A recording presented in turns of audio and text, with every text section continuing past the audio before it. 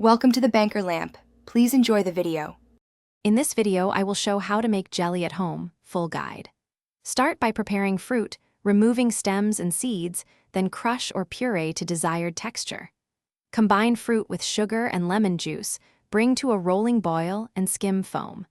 Test set with the plate or thermometer method, fill hot jars, and process lids properly to seal for storage and safety.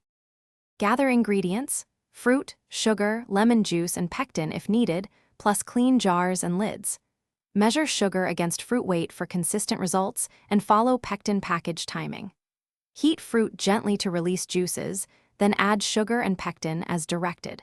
Maintain a steady rolling boil for the time specified, then perform a set test before canning to ensure the jelly will gel properly. If you are finding this guide helpful, please subscribe and like to support more content. Quick recommendation: bring your space to life with the Echo Dot smart speaker. Use it to set multiple timers, get recipe steps read aloud, and control music while you stir. It's a small kitchen helper that keeps hands free. Check the description for the link and other deals. Now let's get back to the video. Cook jelly in a wide pot to concentrate quickly and reduce cooking time, stirring to prevent scorching.